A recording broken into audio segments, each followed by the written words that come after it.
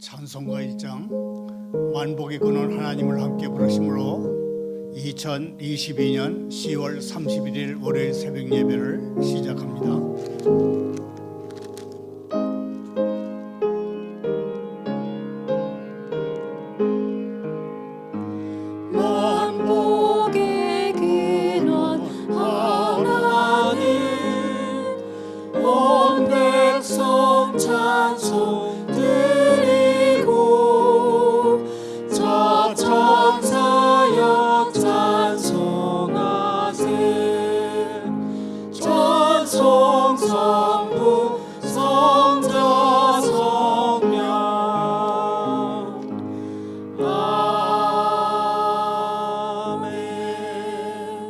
계속해서 446장 주 음성 외에는 함께 부릅니다.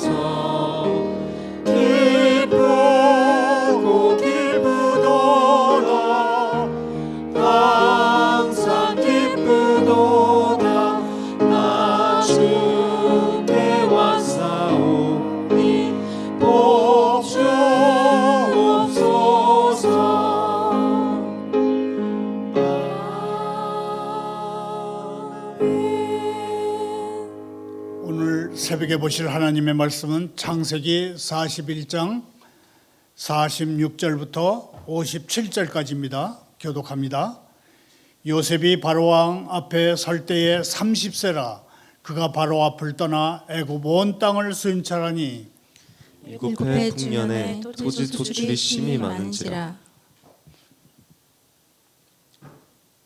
일곱 해 풍년에 토지 소출이 심히 많은지라. 요셉이 애굽 땅에 있는 그 7년 곡물을 거두어 각 성에 저장하되 각 성읍 주위의 밭의 곡물을 그 성읍 중에 쌓아두매 쌓아둔 곡식이 바다 모래같이 심히 많아 세기를 그쳤으니 그 수가 한이 없었음이로다. 6년이 들기 전에 요셉에게 두 아들이 나되 곧 오늘 제사장 보디베라의 딸 아스낫의 그에게서 낳은지라. 요셉이 그의 장남의 이름을 므낫세라 하였으니 하나님이 내게 내 모든 고난과 내 아버지의 온 집 일을 잊어버리게 하셨다 하며 처남의 이름을 에브라임이라 하였으니 하나님이 나를 내가 수고한 땅에서 번성하게 하셨다 함이었더라. 애굽 땅에 7해 풍년이 그치고 요셉의 말과 같이 7해 흉년이 들기 시작하매 각국에는 기근이 있으나 애굽 온 땅에는 먹을 것이 있더니 애굽 온 땅이 굶주림에 백성이 바로에게 부르짖어 양식을 구하는지라 바로가 애굽 모든 백성에게 이르되 요셉에게 가서 그가 너희에게 이르는 대로 하라 하니라. 온 지면에 기근이 있음에 요셉이 모든 창고를 열고 애굽 백성에게 팔세 애굽 땅에 기근이 심하며 각국 백성도 양식을 사려고 애굽으로 들어와 요셉에게 이르렀으니 기근이 온 세상에 심함이었더라. 아멘. 아멘.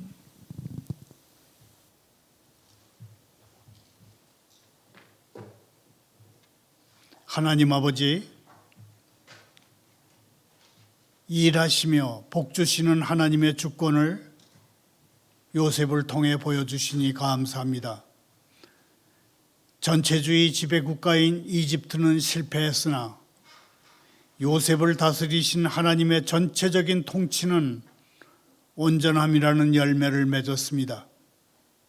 이후 무슨 일을 하든지 저 자신이 통치하려 들지 않겠습니다. 저 자신이 통치하면 흉년과 기근 같은 어려움이 생길 뿐이기 때문입니다.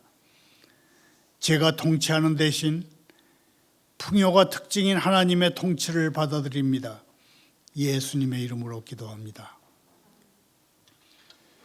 오늘의 설교 부제목은 과거의 그대를 묶어두지 마십시오입니다.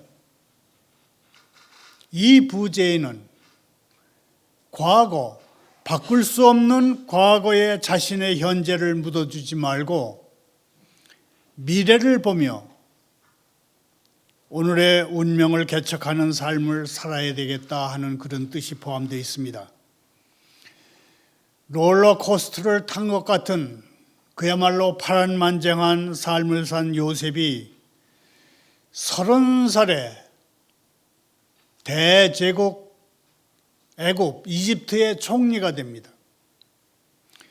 고난이 컸던 만큼 은혜도 컸습니다. 은혜는 그를 바꿀 수 없는 과거에서 벗어나게 했습니다. 요셉은 바꿀 수 없는 과거에 자신을 묶어두는 그런 사람이 아니었던 것입니다.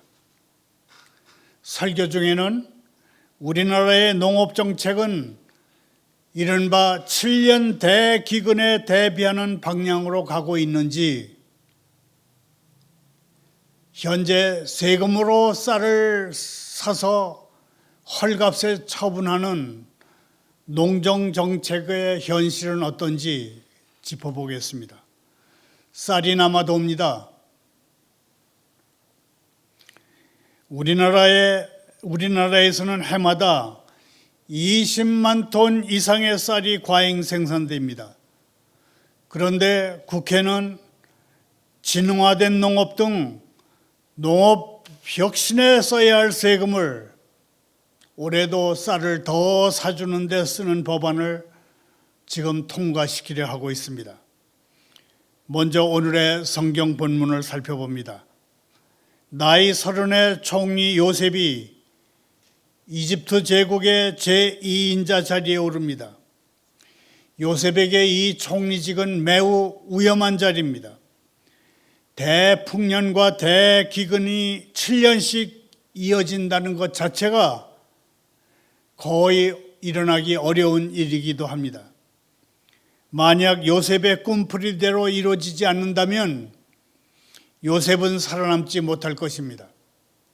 그러나 신실하신 하나님께서는 한치의 오차도 없이 요셉에게 꿈에 보여주신 대로 현실에서 이루어지게 하십니다.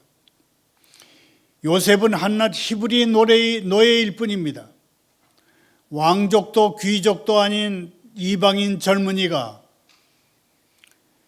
이집트 총리가 돼서 전국을 다스리는 놀라운 일이 벌어졌습니다. 그리고 그가 바로 황제의 꿈을 풀이한 대로 7년간의 대풍년이 찾아왔습니다. 요셉은 이전에 자기가 말한 그대로 그 7년 풍년의 공물을 거두어서 각 성에 저장했다가 각 성읍 주위에 밭의 공물을 그 성읍 중에 쌓아뒀습니다. 사실 요셉의 입장에서는 7년의 풍년 기간이 더 힘들었을 것입니다. 사람들은 눈앞에 풍요로움에 겨워서 왜 곡식을 이렇게 쌓아두느냐, 왜 이렇게 무의미한 짓을 하느냐 하는 그렇게 불평하는 사람들도 있었을 것입니다. 하지만 총리 요셉은 쌓아둔 곡식이 바다 모래같이 심이 많아서 세기를 그쳐야 할 때까지 쉬지 않고 곡식을 거둬서 쌓았습니다.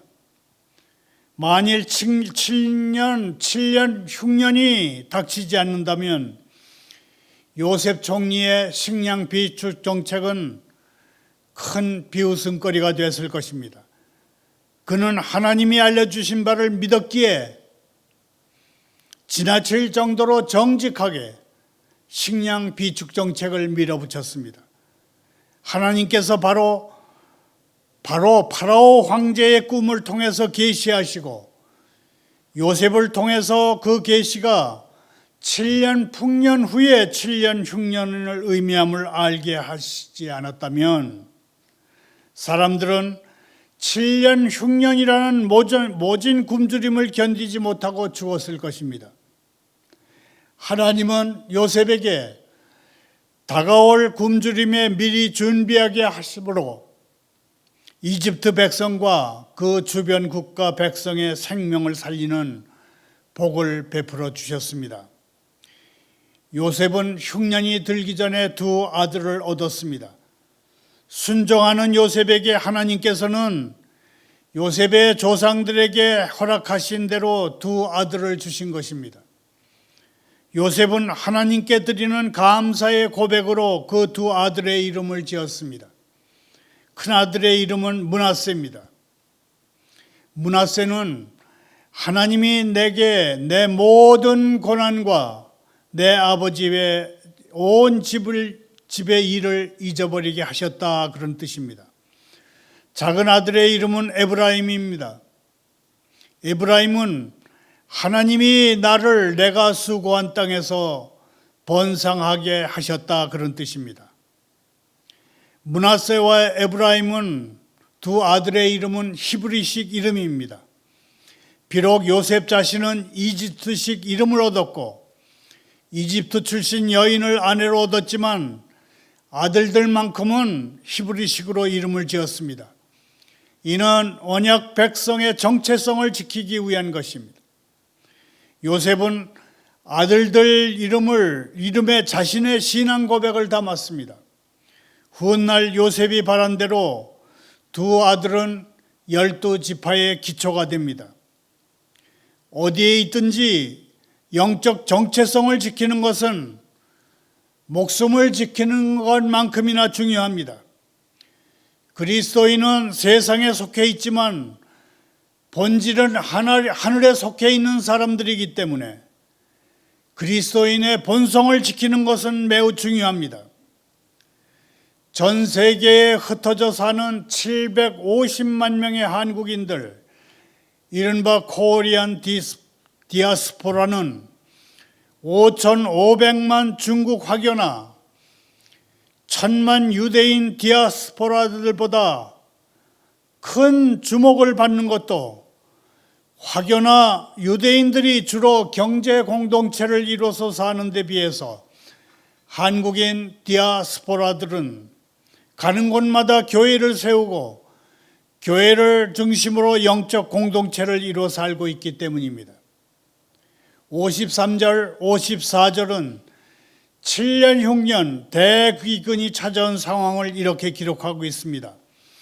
애굽 땅에 7해 풍년이 그치고 요셉의 말과 같이 7해 흉년이 들기 시작하며 각국에는 기근이 있으나 애굽 온 땅에는 먹을 것이 있더니. 55절입니다. 애굽 온 땅이 굶주림에 백성이 바로에게 부르짖어 양식을 구하는지라. 바로가 애굽 모든 백성에게 이르되 요셉에게 가서 그가 너희에게 이르는 대로 하라 하니라. 황제 파라오는 굶주림을 호소하는 백성들에게 이렇게 말합니다. Go to Joseph and do what he tells you. 그가, 요셉 총리가 너희에게 모든 이집트인들에게 이르는 대로 하라. Do what he tells you. 그가 시키는 대로 하라. 7년간의 풍년이 끝나고 7년 흉년이 시작됐습니다. 사람들이 배고른 고통을 호소하며 황제 파라오에게 부르짖습니다. 그러나 대제국 이집트에서 백성의 굶주림 문제를 해결할 사람은 총리 요셉밖에 없습니다. 56절 57절에 대제국에 들이닥친 극심한 굶주림을 해결할 방책이 기록되어 있습니다. 온 지면에 기근이 있음에 요셉이 모든 창고를 열고 애굽 백성에게 팔세 애굽 땅에 기근이 심하며 각국 백성도 양식을 사려고 애굽으로 들어와 요셉에게 이르렀으니 기근이 온 세상에 심함이었더라. 요셉은 모든 창고를 열어서 곡식을 판매하기 시작했습니다. 영어 성경에 보면 창고에 쌓아뒀던 곡식을 sell again, 되팔았습니다. 팔았습니다. 거저 나눠주지 않았습니다. 요즘 말로 하면 포퓰리즘 정책을 쓰지 않았습니다. 인기 영합 정책을 펴지 않았습니다. 국가가 돈 주고 사서 창고에 쟁였던 곡식이니 돈 받고 되파는 것은 전혀 이상한 일이 아닙니다. 7년 대풍년에 흥청거렸을 사람들은 7년 대흉년이 흉년 대비가 전혀 돼 있지 않았던 것 같습니다. 7년 대기근을 미처 생각하지 못한 사람들은 총리 요셉이 내놓은 곡식을 사지 않고는 살아갈 방도가 없었습니다. 요셉은 창고를 열어서 곡식을 판매함으로 국고에 큰 돈을 쌓을 수 있었습니다. 그의 증조 할아버지 아브라함은 애굽에서 재물을 모아서 부자가 됐습니다. 그의 할아버지 이삭은 블레셋 땅 그랄에서 부자가 됐습니다. 그의 아버지 야곱은 하란에서 열심히 일해서 부자가 됐습니다. 하지만 요셉은 이전 세대와는 비교 자체가 불가능할 정도의 권력을 가지고 재물을 모았습니다. 이처럼 하나님이 정직한 사람에게 부으시는 복은 우리의 상상을 초월합니다. 요셉이 이집트에서 행한 일은 결국 하나님은 많은 사람을 죽음에서 구원하시는 구원의 하나님이심을 선언한 것이 됩니다. 하나님이 요셉을 앞세워서 일하시지 않으셨다면 아마 수많은 사람이 굶주려 죽었을 것입니다. 하나님의 구원하심의 역사는 궁극적으로 죄 때문에 영원한 사망에 이르게 된 인류를 구원하시는 복음의 역사를 가리킵니다. 그러므로 하나님의 사람은 예수 그리스도를 통해서 영원한 생명을 주시는 십자가 복음을 세상에 선포하는 사명을 열심히 감당해야 합니다. 7년 기근을 해결함으로써 요셉은 애굽의 총리일 뿐만 아니라 주변 국가들의 최고의 영향력을 끼치는 사람이 됐고 어려운 형편에 놓인 사람들에게 복을 전달하는 사람이 됐습니다. 이처럼 하나님의 사람으로서 우리의 영적 지도력은 선한 영향력으로 주변에 퍼져나가야 합니다. 요셉은 이제 영적 지도자로 온전하게 세워졌습니다. 맡겨진 일을 최선을 다해 능히 해내는 지도자, 자신의 연약함을 깊이 깨닫고 하나님의 영에 사로잡힌 지도자, 구별된 삶을 위해서 하나님의 사람으로서 그 정체성을 굳게 지키는 지도자로 세워진 것입니다. 요셉이 많은 사람의 생명을 구원하시는 하나님을 드러냈던 것처럼 하나님의 자녀로서 우리는 영원한 생명을 베푸시는 하나님의 구원의 역사를 전하며 살아야 하겠습니다. 말을 맺습니다. 창세기 41장 51절을 다시 읽겠습니다. 요셉이 그의 장남의 이름을 므낫세라 하였으니 하나님이 내게 내 모든 고난과 내 아버지의 온 집안일을 잊어버리게 하셨다 하며, 이쯤에서 남아도는 쌀과 우리나라 농업 정책에 대해서 생각해 보겠습니다. 쌀이 남아도입니다. 올해도 쌀 초과 생산량이 25만 톤에 이를 것으로 농촌경제연구원이 내다봤습니다. 25만 톤의 쌀 과잉 생산을 놓고 올해도 우리 농민들은 대풍년을 이뤘다, 이렇게 말하기는 어렵습니다.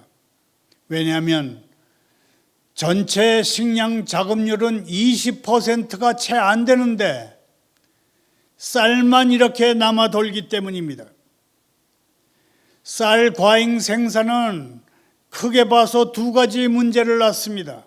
첫째는 정부가 쌀을 사서 보관하는 데만 1년에 7천억 원 이상의 돈이 든다는 문제입니다. 둘째는 청년 농업인 육성, 농업의 디지털로의 전환, 스마트팜 같은 농업 혁신에 써야 할 돈을 과잉 생산된 쌀을 사는 데 써야 한다는 문제입니다. 농가 수가 우리나라의 10분의 1도 되지 않는 네덜란드는 농식품 수출액이 연간 1,000억 달러, 우리 돈으로 10조 원이 훨씬 넘는다고 합니다. 미국에 이어서 제2의 농식품 수출국이 네덜란드입니다. 네덜란드 정부는 농업 보조금을 농지를 사들여서 규모를 키우는 농가와 영농의 디지털 전환을 위해서 첨단 설비를 도입하는 농민에게 집중 지원한다고 합니다. 우리나라의 농업정책도 더 이상 농촌을 지역구로 두고 있는 국회의원들에게 휘둘릴 것이 아니라 네덜란드 정부가 택한 스마트팜 육성하는 방향으로 가야 할 것입니다. 다시 성경으로 돌아옵니다. 51절을 현대인의 성경으로 읽으면 이렇게 됩니다. 요셉은 장남의 이름을 므낫세라 짓고 하나님께서 나의 모든 고난과 내 아버지의 집안 식구들을 잊어버리게 하셨다 하였으며, 누구에게나 깨끗이 잊어버려야 할 과거의 기억이 있고 반드시 간직해야 할 기억이 있습니다. 잊을 것인가 아니면 기억할 것인가의 기준은 자신의 현재와 미래에 어떤 영향을 끼치느냐에 달려 있습니다. 숱한 뒤틀림과 어려움과 변화의 삶을 산 요셉은 30살에 이방인으로서 대제국 이집트 전국을 다스리는 총리가 됩니다. 총리 취임과 결혼, 두 아들의 출생은 그를 행복하게 해준 은혜의 사건들입니다. 고난이 컸던 만큼 은혜도 컸습니다. 은혜는 그를 과거로부터 벗어나게 만들었습니다. 요셉은 첫째 아들의 이름을 므낫세라 짓고 하나님이 나의 온갖 고난과 아버지 집 생각을 다 잊어버리게 하셨다는 신앙 고백을 했습니다.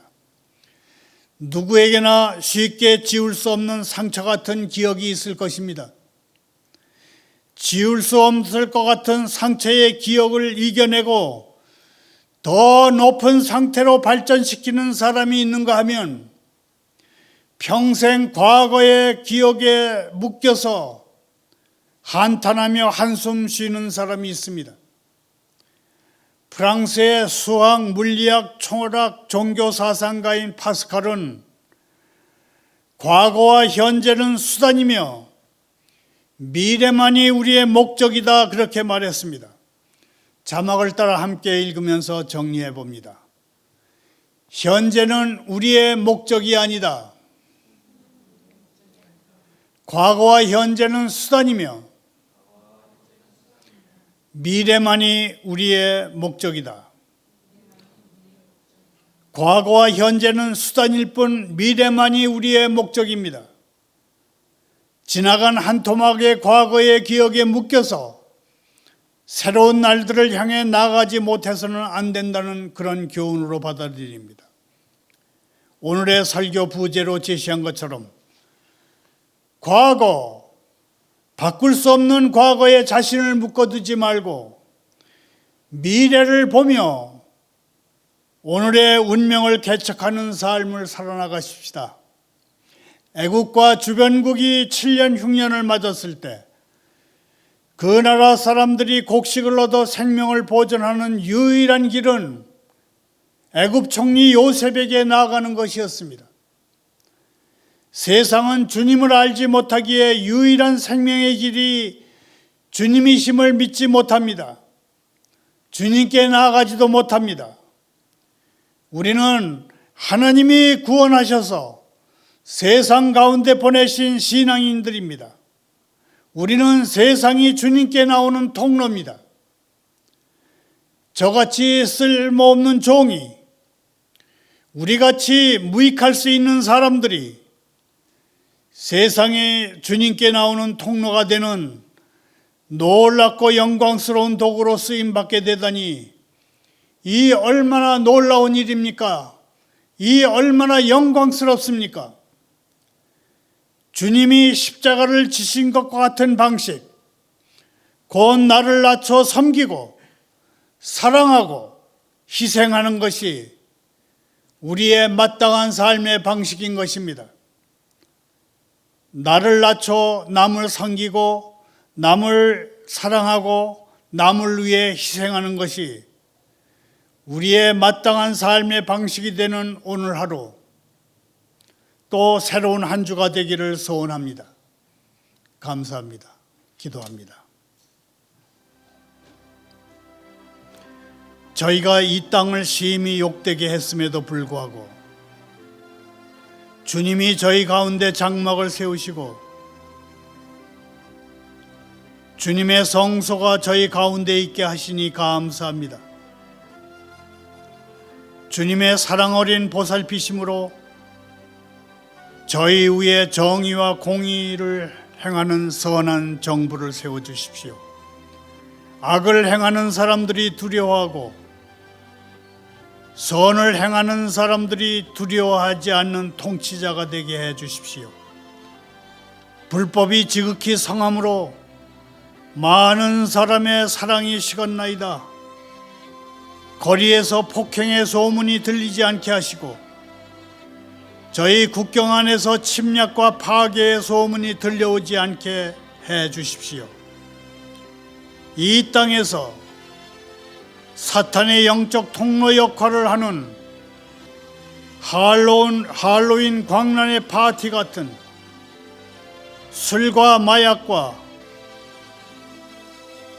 음란의 상업주의와 금전만능주의와 찰나의 욕정을 위해 흥청망청하는 문화를 다스려 주옵소서.